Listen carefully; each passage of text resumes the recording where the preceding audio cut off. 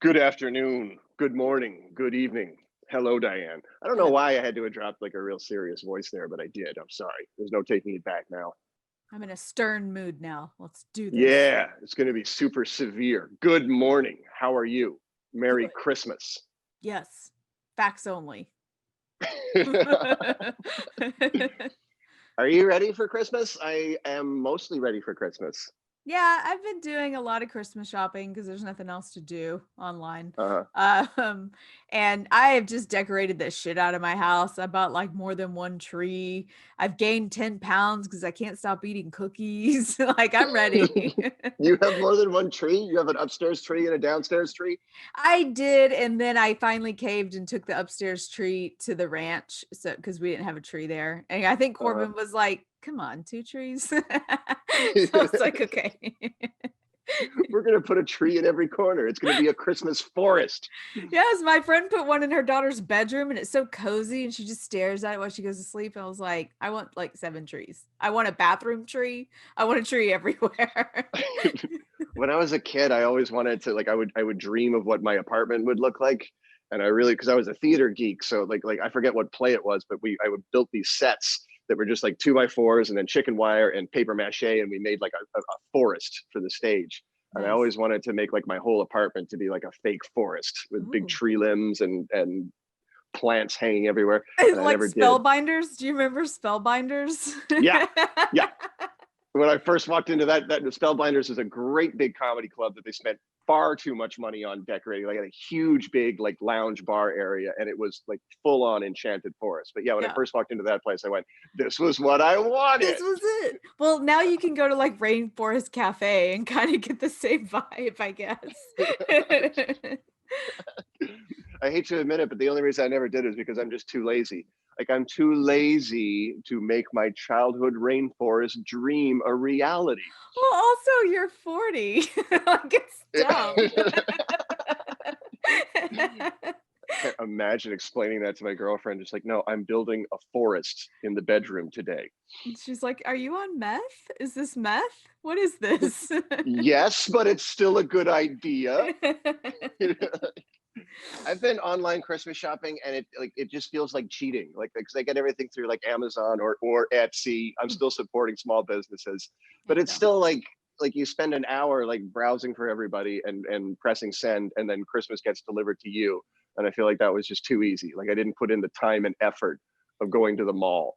Like if I don't go to the mall, do I really love you?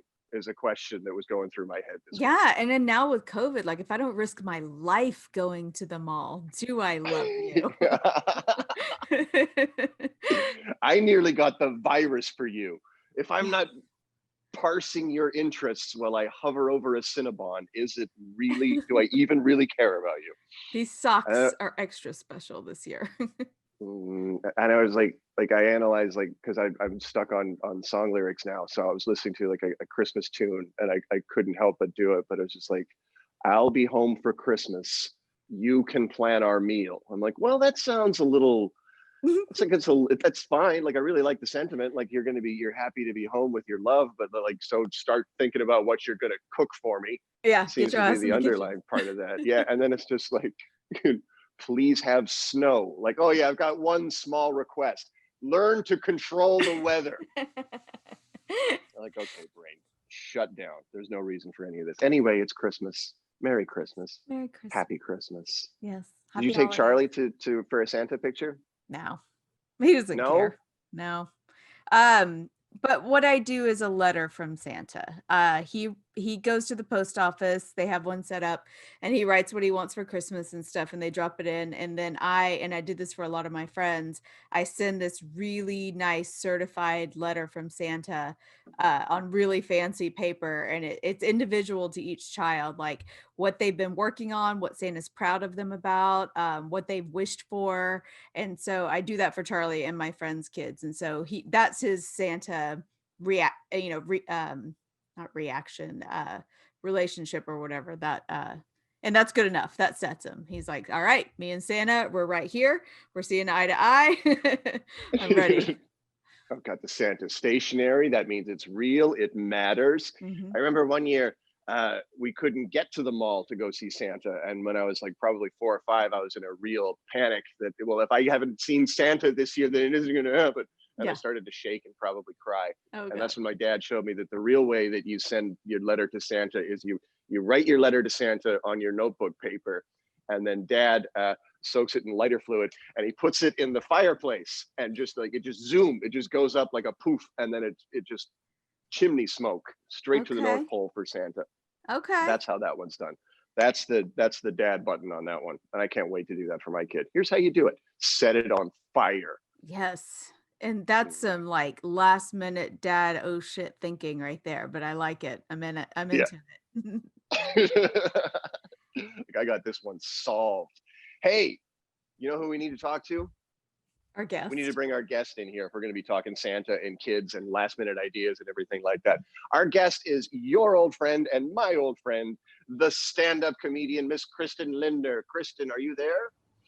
She's working on it. I think I have the same jacket as her. Well, no, it's not on the back of my chair. Lovely jacket.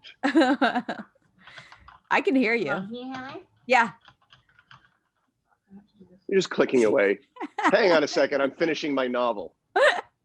Look at her shirt. Oh, she's got a great God, what was the name of that artist? Who Nagel. Something Nagel. You're too smart for me. Fine arts. Nagel? No, I don't know what you're talking about. I was talking about your shirt. What's the first name of the designer that did all of the artwork in the 80s? It's something Nagel that did the shirt you're wearing. Okay, you introduce her. I'm gonna look up his first name. Yeah, I have no idea. Kristin, and I got this in like 2020. Like, this is not I mean, I went to this concert, but yeah, I didn't get this. I got this shirt. My mother threw it away, but I bought it recently. Nice. Again. Patrick Nagel. That's it. You also see his art. Because Robert Downey Jr. wore this in one of the Avengers movies, and then what's his face? Mark Ruffalo wore it again in Thor Ragnarok, and so it's hugely popular. So now it's like an Easter egg. You gotta find it. Who else is gonna wear it? Yeah, so it's hugely popular now. So you can find it, a remake of it. So well, you also shirt is it? Who's on it? I can't see. Tell me about this shirt. It's just Rio. Surrender in Rio. But it's just a remake. Now you're modeling. Yeah, you see that guy's artwork in like Vietnamese nail shops a lot now that haven't changed their decorations from the 80s. We are gathered here today to talk about Duran Duran. Kristin. Yeah. How old were you when you fell in love with Duran Duran? Because it seems like you're probably like we finally have like a wheelhouse guest on. I think that you're like the appropriate age to be you were the target audience for Duran Duran when they came out. Absolutely, right? Screaming fans. Yeah, Beatles level shit. I was I was 15, 16. Oh, nice. Yeah. Yes. What was the song that did it for you? What's the song that like got you hooked on Duran Duran? Save a Prayer. Totally. Save a Prayer. But I mean, all of them. Hungry Like a Wolf, Save a Prayer. I think Hungry Like a Wolf was a little like, we were like, I think we shouldn't be listening to this. What about like Girls on Film? I remember my ex-boyfriend from high school saying when he was a kid, that was his favorite video. Well, Girls on Film came out. That was, what album was that? That wasn't Rio. That was later, right? I think so. Yeah, because he's my age. Yeah, Girls on Film was a later one. That was because in the 90s, I had kids. And so I sort of like, I didn't have MTV and I dropped off of. So I didn't even know what was going on. You were where I am now, where I don't know anything. I don't know anything new. Well, you know what? MTV was the only way to know what was going on in music, except for, like radio. But that was, watching videos was the thing. And MTV was the thing. Like we when Michael Jackson's Thriller came out, that was huge. Like I remember I went over to my friend's house because I didn't have MTV. I went over to my friend's house and we all sat and watched the premiere of Thriller. Oh my Like God. it was a movie. Oh my And it God. must have lasted forever because like I have like I vividly remember like running home from the school bus stop when I was in like first or second grade to watch the Thriller video, and that would have been 1986 or 87, and Thriller came out in 83. Yeah. No, it So came it out was- in 83. Yeah. Mhm. Yeah, it was a So it huge was- thing. People don't understand how monumental Michael Jackson and Madonna were. Like, I remember when the moonwalk first started and it was like a craze. And I vividly remember being in the kitchen of the trailer we lived in. We lived in a trailer, super fancy.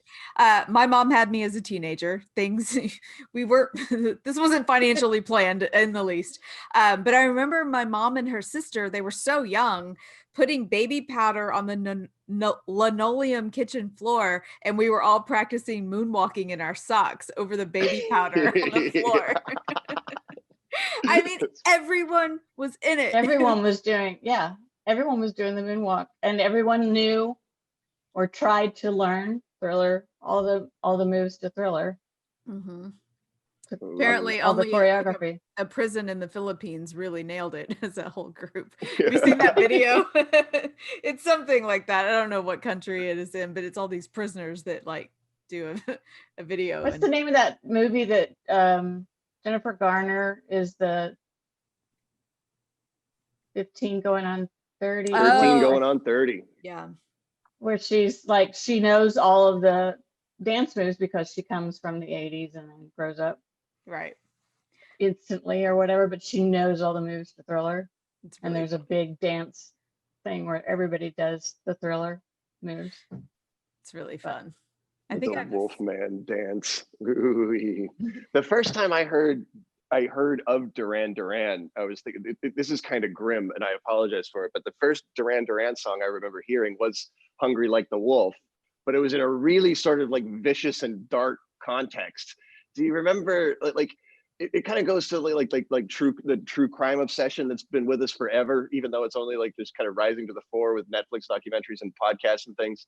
But I used to remember like my mom's friends would all read these true crime novels, and there was one that was huge in the early 80s called Small Sacrifices, and it was about a woman who she'd murdered her own kids because she was in love with a man who didn't want to have children. Oh, And so there was a TV movie, I forget who it was starring, but the whole trial. She drove them into a lake? That's the one, yeah.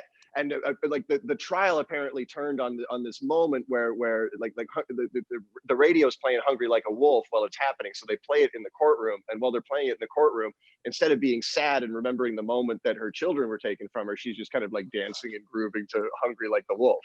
So that, according to the jury, was the time that she must have been guilty. So for the longest time, I associated Duran Duran and "Hungry Like a Wolf" with like child murder. oh, That's so, that was, Yeah, no, I'm sorry. I had a bring really, everybody down. I had a really tough time with religion at that time because I just started stand up, and you guys were all very glib about that. There were so many jokes about kids, and because I had young kids at home, right. and every joke at open mic then, because there was the mom who killed all her kids in the bathtubs, like one after the other, like 5 kids. There was that lady who killed both her kids in the car. There was a woman who cut off her baby's arms. Oh, Jesus and it Christ. all happened like after one after the other, and all the jokes, all that Melissa Nichols, everybody, and you're the only one with kids. I'm the only one with kids, and so nobody gets that. I'm just horrified. Yeah. Person after person after person, and I'm like, I can't do this. And nobody gets it. They're all like, oh my God, Kristin, get over it. Oh, it's just jokes. They're jokes. And I love Sean Rouse, because Sean Rouse goes up, just everyone's doing it. And I'm like, I'm sick to my stomach. Sean Rouse goes up and he goes, so there's this lady in Dallas. She cuts off her baby's arms. And everyone's like, this horrible, she's a monster. And I'm like, or that's one devoted soccer mom. I laughed my ass off and I was like, okay, that's a good joke. And that's how it's done. That's proof that you can do it. I was like, it's funny. I was like, okay, if I'm laughing after all this shit. Oh, Sean. R.I.P. funny motherfucker. God. It's a hell of an intro to a podcast about roller rink music. I'm just like, are we even going Duran Duran? Okay, so back to Duran Duran. Sean I Rouse was snuck kind his of way in fascinated there. when I started doing a little bit of research on Duran Duran, that they really were compared to the Beatles when they like in the real early 80s. Because that concert, when I went to Rio, it was me and I think just my two best friends and one of the cool moms took us. But it was like that. Like you couldn't hear the songs except for Save a Prayer. I think everybody sang along to Save a Prayer, but it was just screaming. It was screaming and screaming and screaming and screaming and screaming. And that was it pretty much. I was in love with Nick Rhodes, and I think honestly I chose Nick Rhodes because he was different. You know, he was the one that everyone was in love with, Simon Le Bon or John Taylor, or even honestly Roger Taylor. Yeah. Or Andy. I mean, any of the Taylors. Or their roadie. I mean, anyone involved. Anyone. But Nick wore makeup. He wore a full face of makeup, which back in the 80s, so hot. you just didn't do. You Well, just didn't do it if you were straight. Oh, well, the music so, I liked, it was mandatory. I mean, The Cure and everyone else. Well, David Bowie did it. David Bowie's been yeah. doing it since the 70s, but David Bowie was a fucking weirdo. So. David Bowie caused it. I was reading when Andy Taylor was the guitarist and he kind of came late to the band, but he comes down to audition for it, and apparently one of the other members, I forget who, told him just like and this is like the direct quote. It's like, hey, we're a bunch of posers. We want to be a very good-looking band. And apparently Andy Taylor's response to that was, good. I like being looked at, and I love wearing makeup. So just an absolute fit right there. Like, yes, I'm ready for the cover of Tiger Beat. Thank you very much. Let's do this. Yeah, and they were huge. Like, that was it. They were the poster. They were poster people. They were like, and they were on posters everywhere. And Simon Le Bon wasn't the original lead. No, he wasn't. Back in the day, they were. I think he was like the last addition to the band. Yeah, but they were really nervous about him. Auditioned, and they were like, "Oh, hello, cutie." Hello, cuteness. It's weird that they're basically like the first, huge big video band, but they're also probably the last band where their goal is to be in Tiger Beat. Like after Duran Duran, like if you're a boy in Tiger Beat, you have to pretend to hate it. Like you got to sneer at it. They were probably the last guys who are just like, yeah, this is where we want to be. Yeah. Well, and their videos are so great too. Like their producer was all about, let's make movies, basically. Let's make mini movies in the videos. And the videos are great. I love Rio. Yeah, so we put this song, it's been a while, but we put this up to Patreon. And I think we did Rio, Come Undone, and then another song. And I really thought Rio was going to win by a landslide, and it didn't. Come Undone won. I love Rio. But Come Undone was really weird because I always thought it was about, if you watch the video is completely different than what the song is supposed to mean. Simon Le Bon said it was for his girlfriend, wife at the time's, her birthday. And I was like, wait, because the video looks like all these people having a breakdown. Yeah. They're all like, and that's not what the song's about at all. They did the same thing with Rio. Rio has nothing to do with Rio de Janeiro or the jungle or anything. Like Rio, they're talking about the Rio Grande River. The Rio Grande River. Yeah. And they said it was a metaphor for them wanting to make it in America. Like Rio represented America. Like they just were in love with us and they wanted to break out here. But then they do this video that's this movie, like running through the jungle with this woman who looks like she's Brazilian. Or I'm like, what? This is such a strange message. I don't know. So yeah, we can talk about Come Undone, like what he said it's about, what the video looks like versus the actual lyrics, which I think we should get into, because when I read the lyrics just on paper knowing nothing, I think it's about one thing. When I read it, I'll just say I saw one line where he said it's a song for anyone who is falling in love for the first time, because when you come undone, which sounds nasty. Yeah, it does. So I never saw that quote. Yeah. I love the quote that and this isn't necessarily just about the speaking of nasty of the about the song, but what his wife said about him. No, what? Like No. all about the fans, where she was like on the MTV Unplugged. I mean the VH1 Behind the Music about Duran Duran.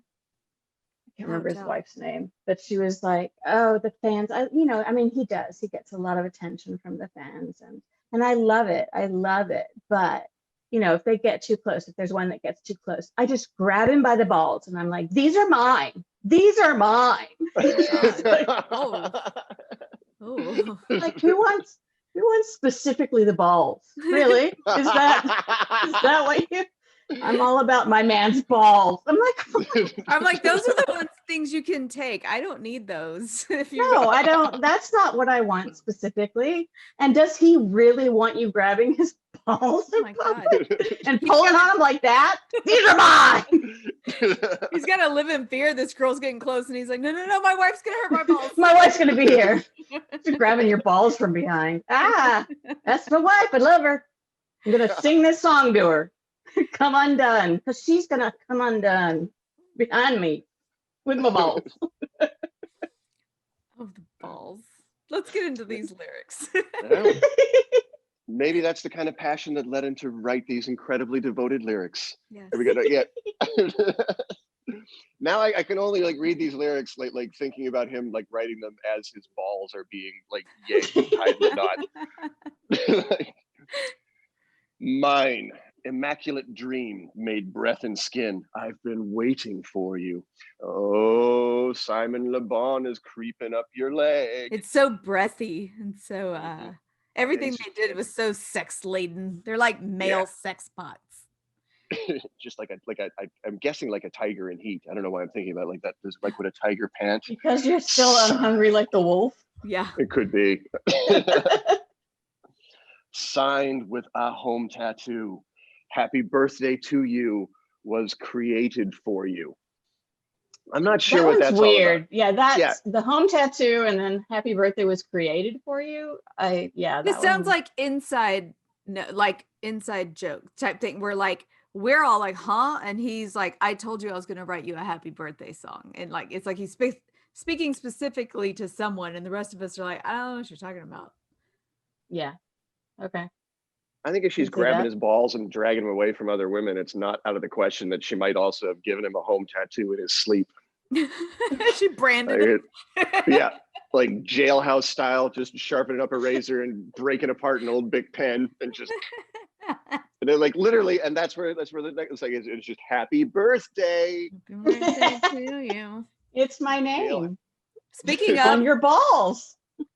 Speaking of, I had an ex-boyfriend who spent some time in prison. Dianne knows how to pick him. And he had a prison tat where they literally melted down a blue Bic pen cap thing and it was poked in. Fast forward, I do tattoo laser removal and we tried to remove his, and because it was from melted plastic and not ink, it wouldn't work. We could not remove it. So don't do that. Don't get What those. was his prison tattoo of?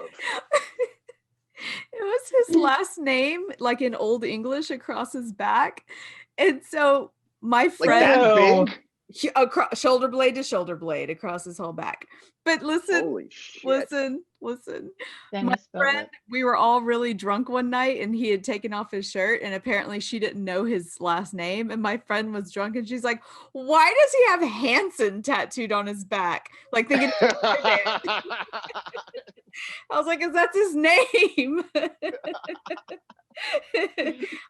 was like, no, he loved Hanson, the boy band, so much. That he had a tattoo. In prison.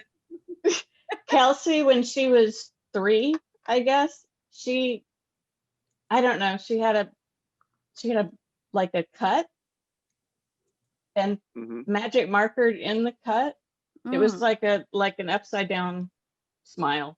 And she magic markered in her cut. And so like days later, weeks later, I was like, you need to clean that. And she's like, it doesn't come off, Mom. And she's given herself, she still has it to this day. No. She'd given herself, like, so she opened some speech in like 7th grade where she was like, I gave myself a tattoo at 4. Oh my And God. so she had this like homemade tattoo that she'd given herself. Oh my gosh. Now people are going to start doing that because they heard of this. Like if you cut yourself and then take a Sharpie. Oh, wow. That's kind of adorable. It's like punk rock adorable. She had this upside down smile on her finger. It may have grown out now. I don't know. I'd have to ask her again. But We'll yeah, have to find out. Can it be like the hipster mustache tattoo? Have you seen that? Have you seen the guys that have that tattoo? The little twirly mustache on their finger. They're like, you want to see my mustache? Okay, I'm sorry, everybody. Can't ever keep from falling apart at the seams. Can't I believe you're taking my heart to pieces? Ah, this young man is losing his mind. He's head over heels in love. He's in love. But this is like 1993 love. Like it's not like teeny bopper. Like it has a little bit more maturity to it, doesn't it? Yeah, it's like falling in love. What was it about the 90s where everybody was like, because I just watched Broadway, like a Broadway thing where they're trying to raise money for people on Broadway because Broadway is shut down.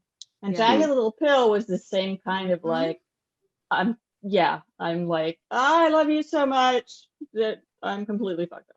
Yeah, there was like so many come to mind immediately. I think of Tony Braxton's Unbreak My Heart and yeah, I mean that was like the thing in the 90s is like, oh, I'm so messed up because I love you. Yeah. Really, that was the 90s apparently. We were all crazy. The best way to demonstrate your love was with a complete implosion. I've lived my life by those rules. Well, the song I love you. Why don't you love me? Yeah. Because you're crazy and you're singing about it. Because you're fucking dramatic. Calm down. Take a chill pill. This Jagged Little Pill? Yeah, okay, whatever.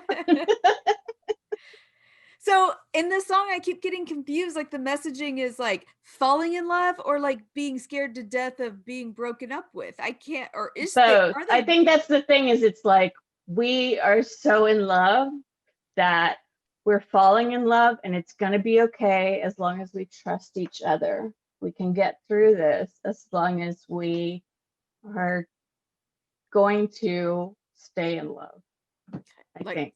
Like that type of love where you're also equally constantly terrified of losing the person, I guess. Yes. It's the 90s love. It's the 90s kind of love. I like how we're labeling crazy in love, coming undone kind of love. Mm-hmm. Oh, it'll take a little time. Might take a little time to come undone. Now, I think we should all sing it together. Now we'll try to stay blind. This is awful. To It's awful. the hope and fear outside. Hey, child, stay wild. Kristen, we gotta harmonize better than this. No, that sounded exactly like it. It was really good. I don't understand. We nailed it in rehearsal. You guys all three of us have done so much karaoke together. You would think we would be better than this. I think it was me. I was off. We'll try to stay I'm a little blind sick. to the hope and fear outside. Why would you want to stay blind to the hope? I mean, the fear, sure, but why the hope? And why are we staying? Why is it outside? Why isn't it inside? I don't know. I don't like this line at all. Like, it feels like it's just like it's crammed together. Just like, okay, we know what the melody was going to be. We know how many beats we know how many syllables you have to cram in there. Somebody write me a line. We'll try to stay blind to the hope and fear outside. Good enough. Let's go. Yeah, and it doesn't go at all with the next line. Hey child, stay wilder than the wind and blow me in to cry. What? I don't know. Yeah, It very doesn't make a lick of sense. And I don't like it. I don't like the criticism of just like, oh yeah, when you look too closely at song lyrics, like you're not supposed to look too closely at them. Well, they're permanent. They're there. Like you've got the like if they suck, they suck. And these ones don't work. Well, I like to just, since, you know, that line about him saying, when you come undone. And I was like, all right, I'm just going to think dirty about this song. Stay wilder than the wind and blow me in to cry. Like, BJ's so good. He cries. Yeah. I went went there. there. That line into the song. Why not have when you come undone? That's a better line. It could be there. Yeah. I don't like there must be so many. I've never been in a band, but there must be so many moments where like the other members of the band who have like given away the responsibility of writing the lyrics to the singer or whoever does it. They're just like, do you need another day? Do you want another day? You can take another day. Like, do you want to go to the coffee house? I mean, yeah, there should be the option of editing. Like, okay, that line, I don't like it. Yeah. Can you come up with something else that rhymes with inside? Let's brainstorm. Let's all put our heads together. I have rhyming zone right here. Inside also rhymes with. Yes. And do we have to say blow? I mean, I just feel like it's sending the wrong message, guys. Yeah. I'm sure that's no accident. Who do you need? Who do you love? When you come undone. That sounds like Who's Your Daddy? Who do you love? It is pretty aggressive. But it's like, I mean, like with all daddies, it's kind of like a weak sort of, it's like sexual weak sauce, you know what I mean? But like say my name, like really? You need that confidence booster? Hold on, I need to write down sexual weak sauce. I need to be able to call that out in bed when it happens. I'm so sorry, Corbin. I'm so sorry that happened.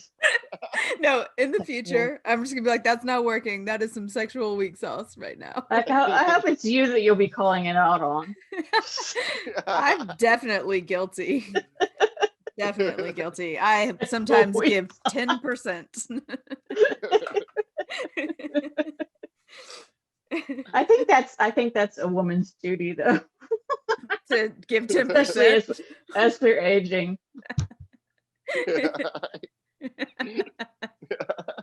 Yeah, I had a joke early on. Oh my God, what did I not do today? Yeah. It's horrible to stay in the moment. I always say if I have sex for an hour, I was bored for 45 minutes. Like, what are we doing here?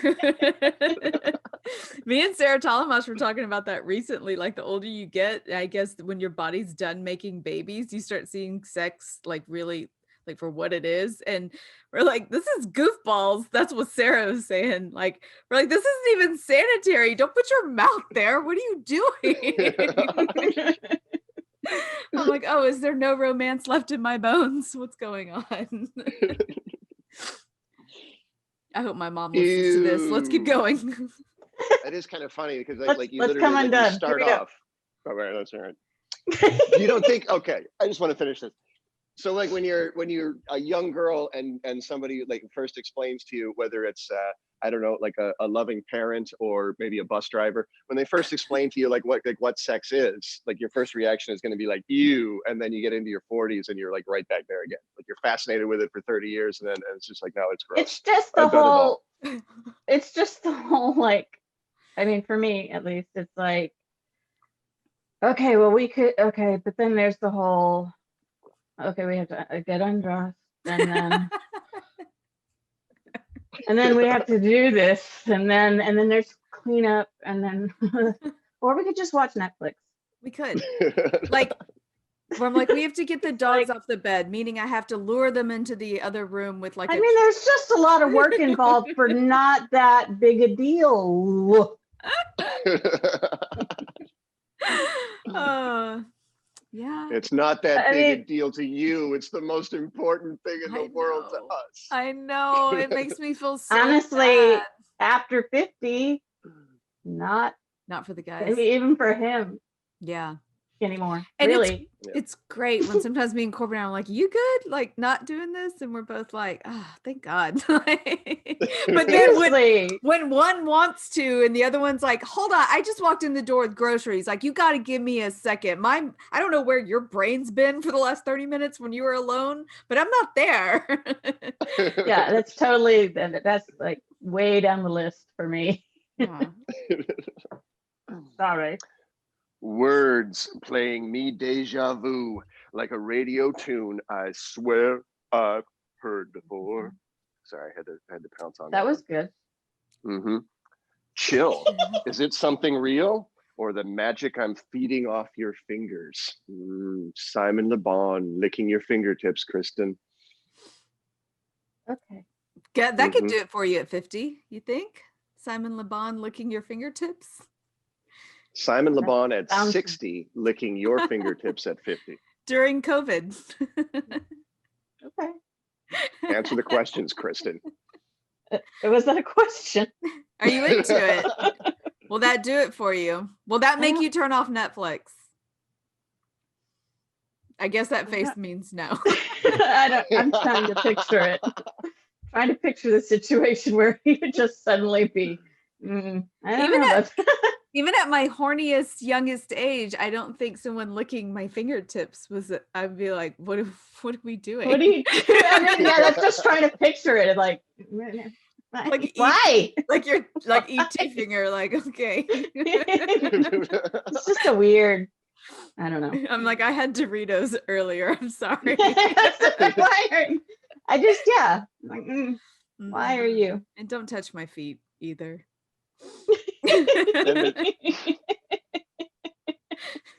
Oh, your feet. No, not you two, right? Are you a Rob and Craig feet person?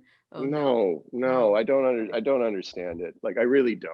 Like, it's like feet are like what do you mean you find feet sexy? Do you find like spoons sexy? What else do you find sexy? Are there cardboard boxes you find it? It's a non-sexual thing.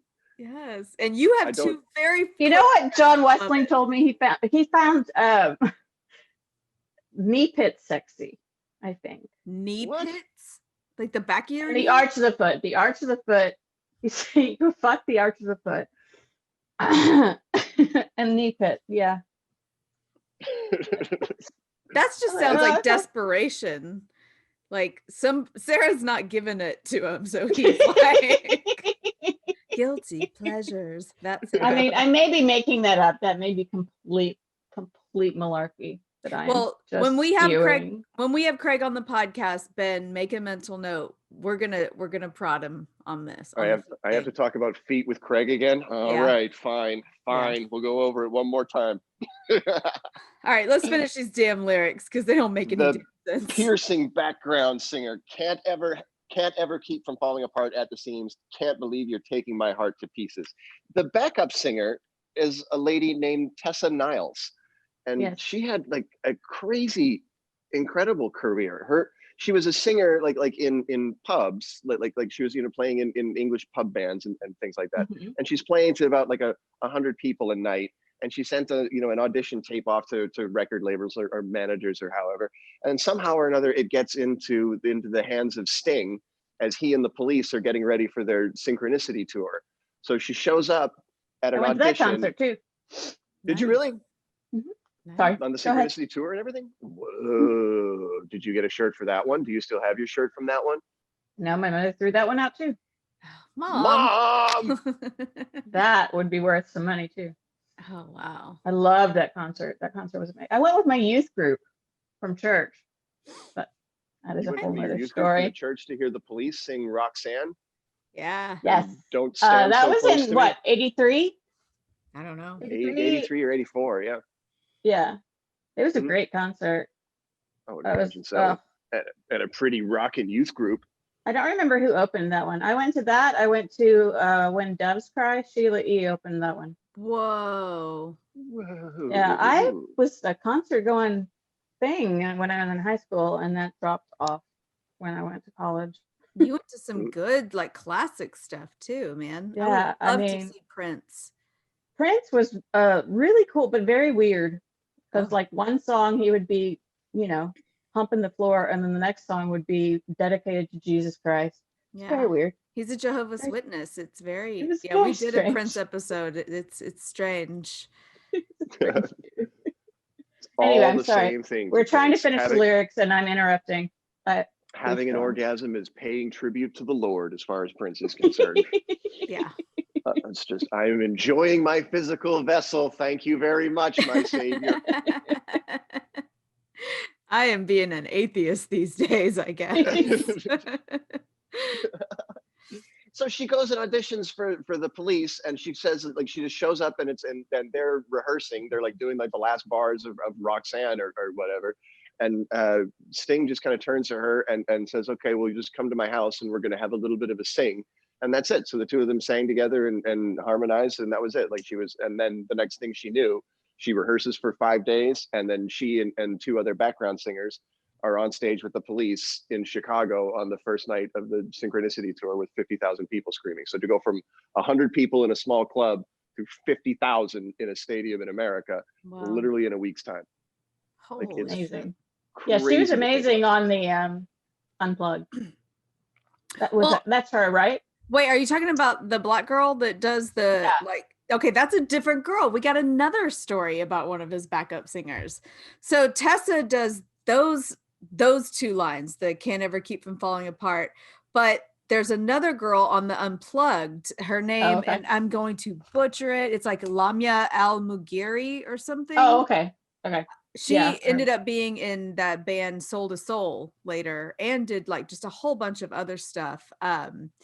She sang backup vocals for a Duran Duran tour, but I'll just give you the Cliff's notes of why people still talk about her. Is that she like in 2003 she toured with Macy Gray, and she was among a bunch of singers that were scheduled to perform at Nelson Mandela's South African AIDS awareness concert, but it ended up not happening because of like rights and sponsorship problems.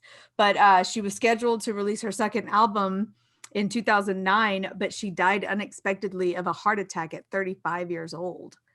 Isn't that horrible? Like, it's always so crazy to hear about that, but she had this like crazy life where she was born in Kenya to Omani parents. And at the age of 16, she ran away from New York to pursue her musical career after watching a Madonna interview. Like, I'm just gonna go do this. I saw this white chick on the interview and I can do this. Yeah, that's confidence. Yeah, to look at Madonna and just go, yeah, I can do that. I can do that. She was a classically trained soprano, but I think when you have those kind of like chops, you're kind of like, somebody's gonna pick me up. Well, sopranos are actually rare. True sopranos. Who are some famous sopranos? Freddie Mercury.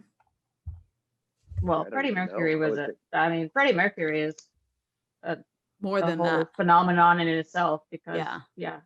I don't know if he's actually a soprano though. I mean, his range was unbelievable. I thought he was one of those that could just do it all, like the entire range, but I mean, his range is crazy, but I have no idea what he would be classified as.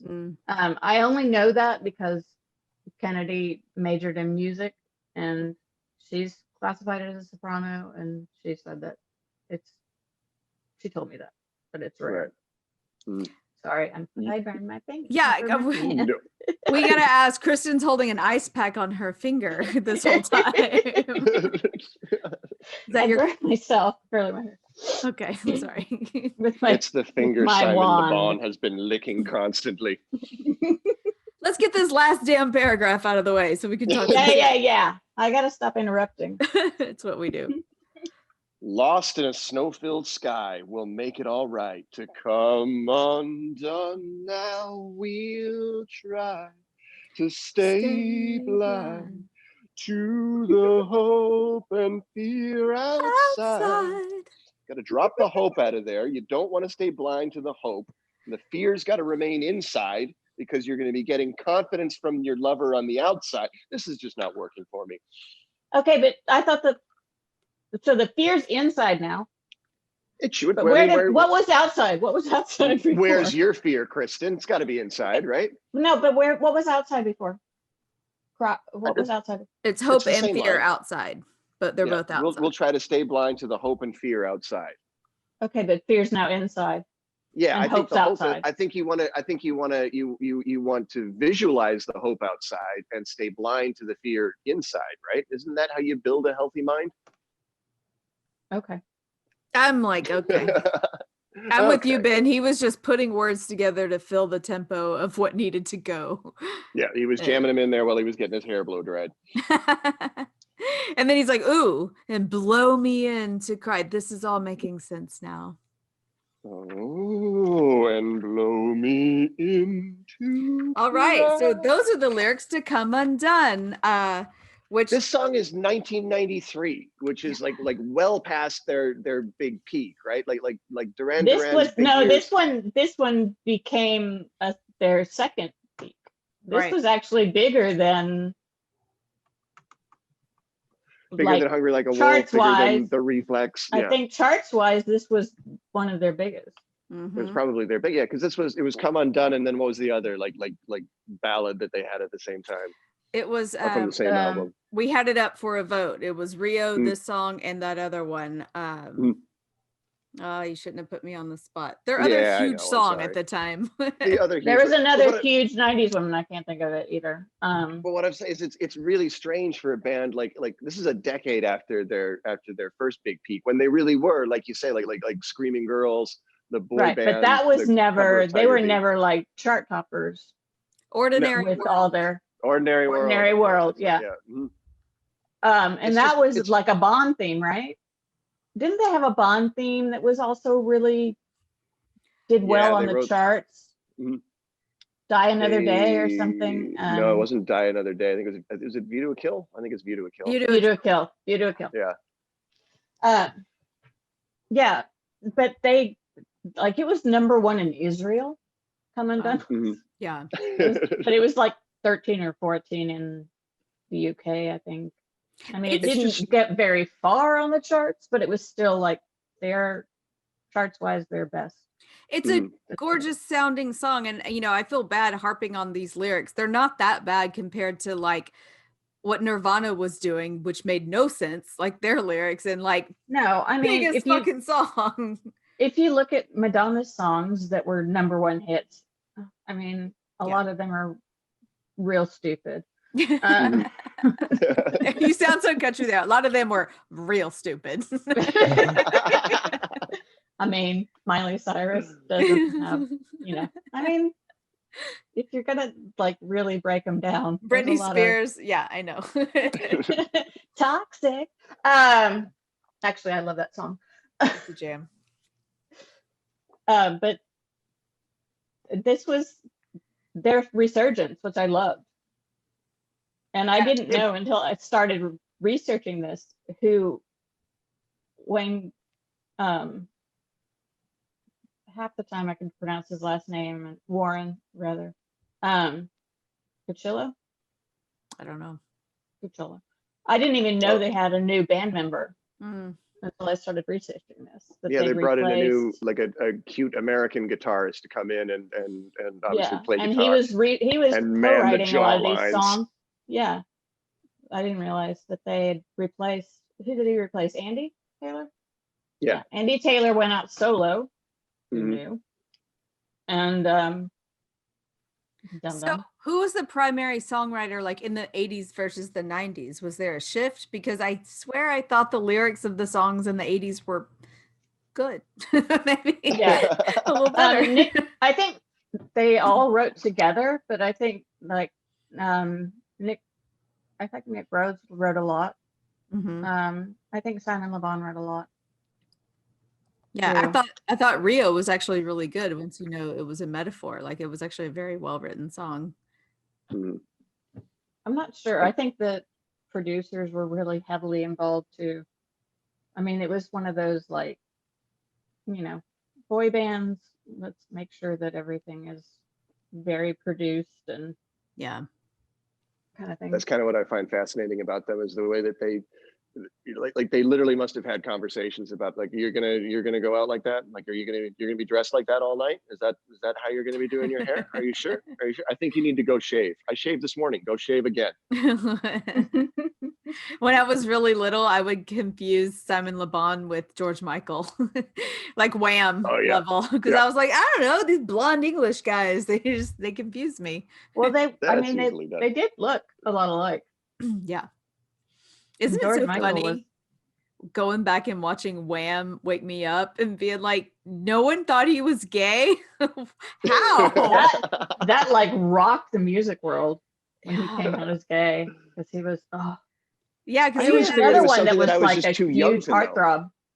huge heartthrob, did all these videos with supermodels and stuff, just really upped that like straight sex energy. But I'm sure like gay guys in the club are just like calling it, just like, no way, no way, that guy is nuts. But that was, back then that was a huge thing for some reason.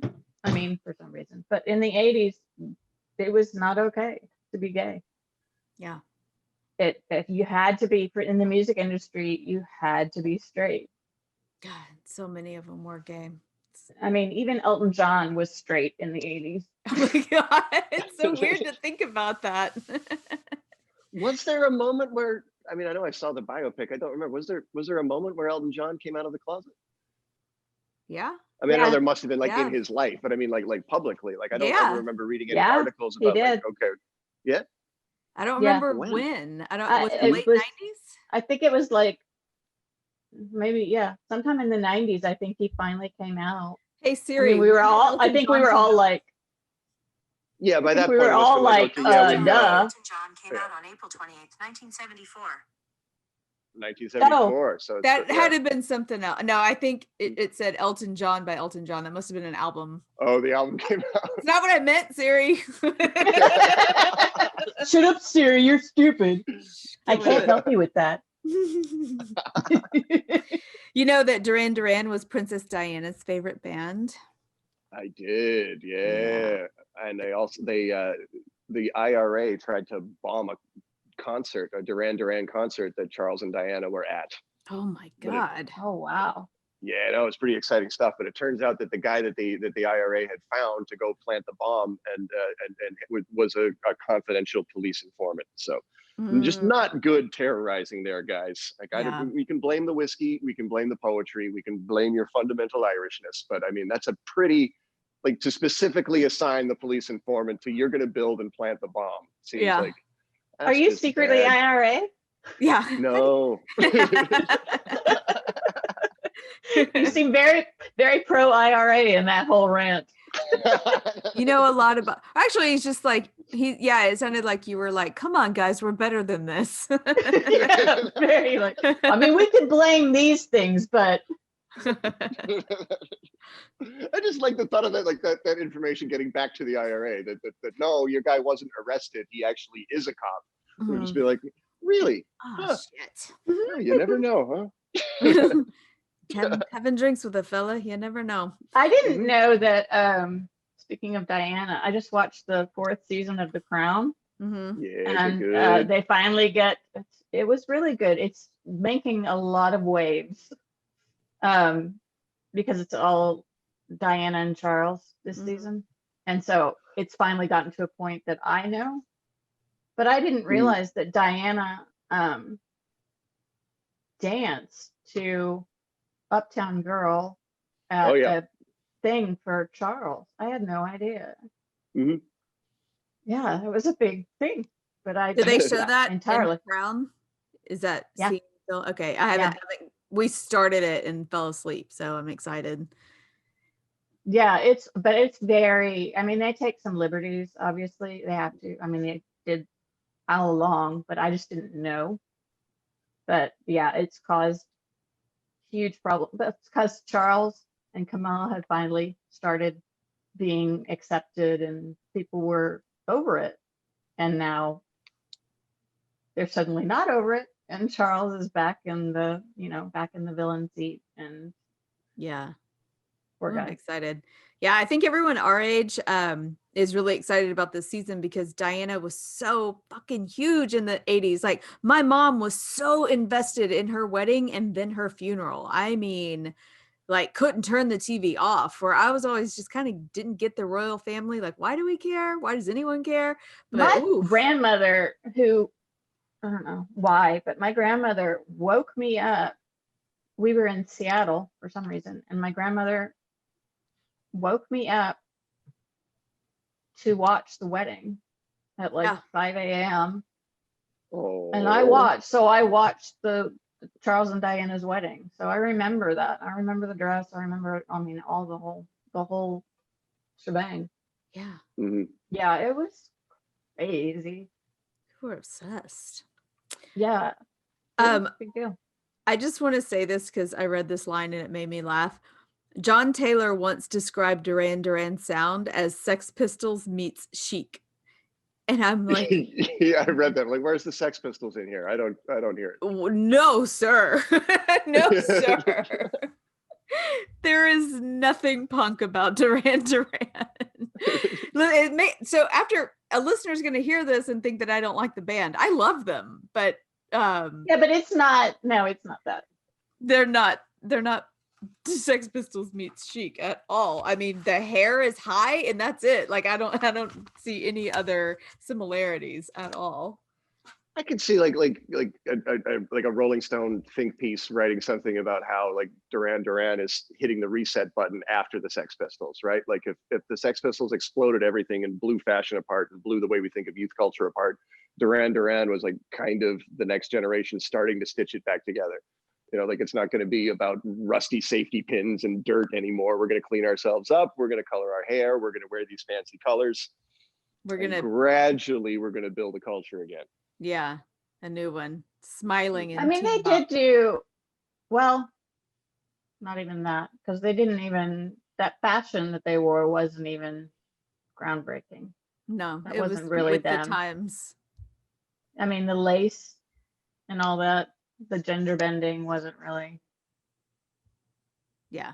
them. Yeah, it was after the moment where gender bending could be like really controversial, like when Bowie and Iggy Pop were doing it. Now it's just kind of like okay, you're aping the style now. Yeah, exactly. I mean, my grandmother, I was staying at my grandmother's house and they announced that Nick Rhodes got married. And I cried. Did you cry? I'm sorry. I cried. How old were She you? looked at me like I had lost my mind. I legit cried. I legit thought I was going to marry Nick Rhodes. I don't know what was wrong with me. You That thought is you had a insane. chance. That I thought I had a chance with this British man who is. You were just a kid in love with a band. That's okay. There's nothing wrong with that. Oh, I legit thought I was going to marry Nick Rhodes. That's ridiculous. It's crazy how teenage girls are. I mean, like the wives and girlfriends of these rock stars get death threats from psycho teenage girls. I remember Yeah, Valerie. but that was. I was a pretty balanced person. I thought, but that was weird. That was a Apparently weird not. episode. I think I just remember Valerie Bertinelli saying like she was just fucking hated by women because she Oh, took yeah. Eddie Van Halen. Oh yeah, I remember that though. I loved Eddie Van Halen too, but not at that level. You didn't I thought he cry. was really adorable. Oh no, but I thought he was super cute. Yeah. I'm not writing any death threats over this. Well, I feel like we took Duran Duran to the woodshed, and I never really intended to do that. Like I know. I mean, I think this song is beautiful. I think the So do music I, is yeah. beautiful, and I love the message. But yeah, I mean, if you break it, but I do think that there's any number of songs that if you break it down, that yeah, the lyrics kind of fall apart, but the emotion doesn't. Like there's definitely like a yearningness and a fear in this song that I really have always responded to ever since I was 12 or 13 years old. Me Like, I too. just see like it kind of described like, okay, this must be at least part of what love feels like. Yeah. I just think it's weird that when you compare it to the video, Mhm. that it's completely the opposite of, I mean, there's a guy dressed in ladies lingerie and smearing his makeup, and very, And I there's a don't know. girl like bound Doing- underwater trying to get free. Yeah. I just remember not really paying attention to the lyrics of the song. I loved it. I loved singing it and just connecting with the feeling of being afraid your heart was going to get broken. And that's what I Right. felt when I sang the song. And I understood Yeah. it that way. Yeah. It's like I it's a think it's a defensive beautiful love song. song. So do I. So do I. I really, really I love do. it unplugged. I think the Yeah. unplugged version is really nice. So I think this is a good spot to insert our 6 Degrees of Tommy Stinson with Jeremy Essig. I'm really excited to see how he connects Duran Duran to the bassist of The Replacement. So let's hear from Jeremy right now. Hey friends, welcome to another edition of 6 Degrees of Tommy Stinson, where this week we're going to find a path to the 80s new romantic heartthrobs, Duran Duran. Both Stinson's musical career and that of Duran Duran started in 1979, so even though their styles varied greatly, it turns out they share a collaborator in common, drummer Sterling Campbell. Campbell joined Duran Duran for their Big Thing and Liberty albums, and followed that up by playing drums on Soul Asylum's breakout hit, Runaway Train. Campbell would eventually become a member of Soul Asylum, as would Tommy Stinson a decade later. And while Duran Duran has provided us our first 1 degree connection since we started this game on the show, they also allow for a bit longer connection if you look at original Duran Duran bassist John Taylor, whose actual first name is Nigel, making Nigel John Taylor one of the most English names ever. And yet, even with a parliamentary moniker like that, he moved to Los Angeles in the early 90s, where by mid-decade he had joined supergroup The Neurotic Outsiders. The Neurotic Outsiders featured Taylor alongside Guns N' Roses bassist Duff McKagan and drummer Matt Sorum, as well as Sex Pistols guitarist Steve Jones. Releasing only one album in 1997, the group would disband, I would say shockingly, before receiving the condom endorsement they seemingly were created for. A few years later, McKagan would be replaced in Guns N' Roses by Stinson during the decade plus it took to record Chinese Democracy, before McKagan would rejoin with Axl and Slash for the Guns N' Roses reunion tours. So, for this week's short connection, you can link Tommy Stinson to Duran Duran by drummer Sterling Campbell, who played both with Duran Duran and Soul Asylum, or, if you want to stretch it out a bit more, the musicians can be connected through Viper Room-induced late 90s speedball haze of the Neurotic Outsiders. I'm Jeremy Essig. Back to Dianne and Ben. And we're back.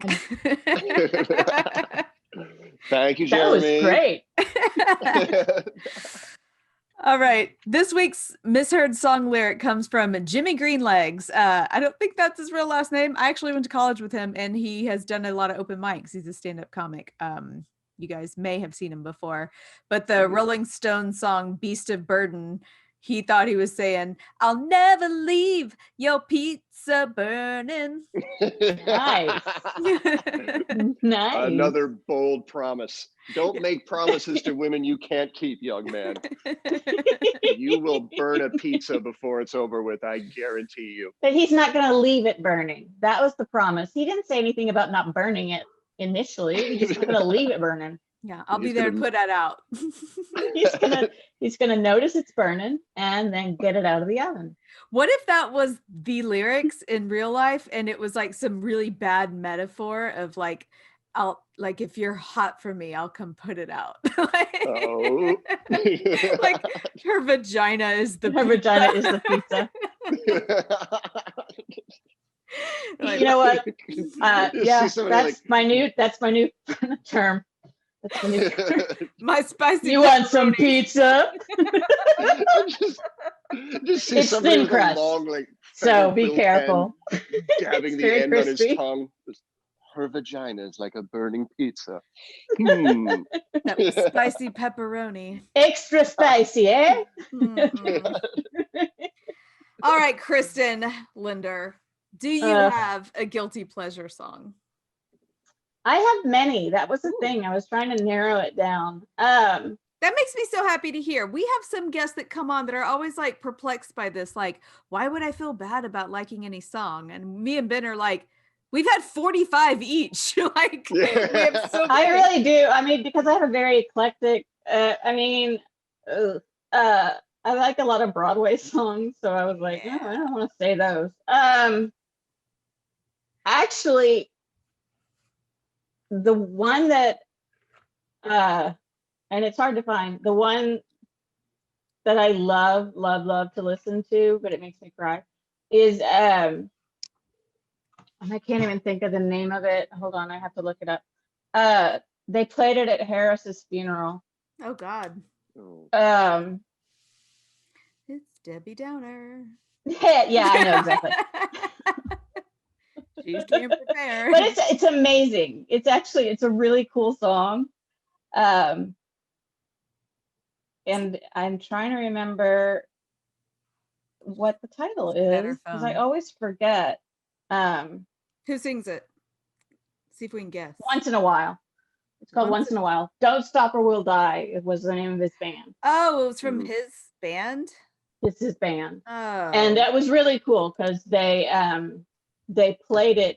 The rabbi quoted it because it was, it was when that one, the band is still going, but it was, when he was playing, he is the drummer for the band. And then he sings backup. But the rabbi quoted it. And then as they were carrying the body out, they played this at the end. And it's a really upbeat song. Yeah. And it has a drum intro. So, okay. But, I'll have to go listen cool. to that. Now we have to dedicate this episode to both Harris Whittles and Sean Rouse because we talked about both of them. R.I.P. Houston comedy. But it's a very cool song. It really is. And so I listen to that sometimes, but it always makes me cry. So that is a guilty pleasure / tragic song. But yeah, you know what? I love listening to a bunch of songs from Dear Heaven Hansen. There's Waving Through a Window is amazing. And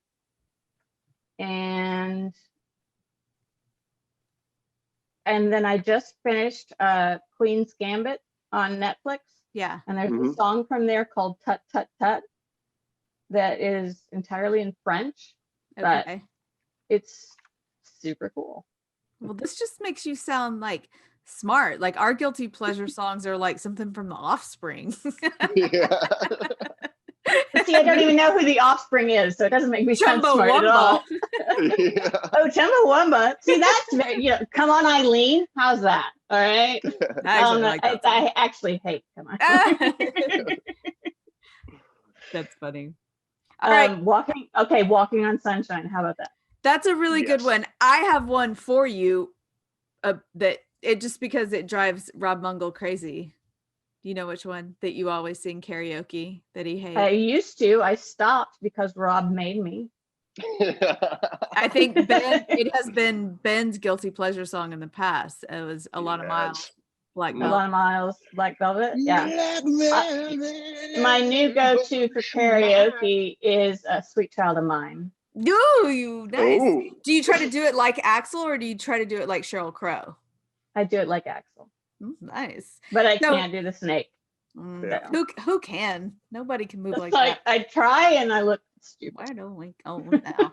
Okay, when we are all vaccinated and COVID is over, we have to get back on the big comedy group thing and plan a karaoke night where we rent a room and it's just us. Absolutely. Let's do this again because we've talked about it so much on this podcast during pandemic. I'm like, we got to do this again. I miss it. Deal. Absolutely. Thank you, Kristin. Hey, absolutely. It was fun. What? Kristin. Yo. Kristin. I'm mad at you. I'm just kidding. We're not done poking you. I want you to promote yourself. Do you have any shows coming up? Where can people hear more? I do. I have a show called Ha Ha Hope. I'm not sure the location, but it's on the 22nd. I will find out the location. It's with Brian Kendron. Google that. Told me where it is. Okay. So on the 22nd, just go outside and follow the sound of laughter. Just go outside. Well, let me see. Hey Siri, where is Ha Ha Hope? Ha Ha for Hope. Oh, wow. Charity. I didn't get that. Could you try again? We'll come back later. Step out your front door and walk towards the North Star. There you will find Kristin Lindner. No, you know what? I have the Eventbrite Laughing at link, hope. so I bet it tells me. But Phil and Derek's restaurant on Webster Street, 1701 Webster Street. All right, then. You guys go check out Kristin Lindner. And are you active on social media? Do you want to give a Twitter handle or no? I am Okay. active on social media. I am at K Lindner Comic on both Instagram and Twitter, and I am Kristin Lindner on Facebook. Nice. Ah, Well, Which Kristin, you have to know how to spell my name. yeah, Lindner. Oh, I hate names like that. They don't make any sense. You know what? I inherited it by marrying my husband, but nobody gets it right, so I just should give up. Kristin, it was a pleasure. I'm so glad this finally worked out for us. Yeah. thank you very much. Sorry, I really was appreciate sick it. earlier. It's Yay. okay. Yeah, it's okay. I'm glad you're feeling Merry much better. holidays. Yeah. Merry thank you. holidays to you too. It Bye, wasn't Kris. COVID. Bye. Okay, well, thank God. Thank God. All right, get out of here, woman. Peace Bye. out. Word to your Bye. I just kicked her out. Who do I want to report? No. There's this new thing. I kicked her out and it's like, do you want to report her? I'm like, no, she's No. fine. What happened? All right, you guys. Next week is Christmas already. Like, I didn't think it was happening this fast. Like when I wrote that down, I was like, that can't be right, but it is. Mhm. And we are doing a Christmas themed song. Ben, is it Elvis? No. No. Is it Mariah Carey? It is not. No, it's way cooler. We're covering Fairy Tale of New York by the Pogues. And I am Yes. so excited. It's actually been like a pretty highly requested song. I've had a couple of like people text messages saying, you need to do this one, you need to do this one. And like Corbin's dad yeah. did. Corbin's Mhm. dad heard of the song for the first time last week. He'd never heard it before. And he was like, you guys should do this song. I'm like, it's already on the list, dude. And we'll be joined by our special friend, comedian turned lawyer, Robin Weinberg. So he's one of the people who was like, if you don't do the song. And I was like, well, why don't you just come on and be the guest for it then? Yeah. He's my attorney, not my criminal attorney. He handles my business affairs. Very nice. All right. I have no business affairs, Diane. You know that. Well, I don't know what's going on in your life. You're very secretive about stuff. You do the Irish goodbye, and who knows what's going on over there. I'm looking forward to having Robin on next week. It'll be fun. Thank you. Bye. Good episode. Bye. Vogue. Vogue.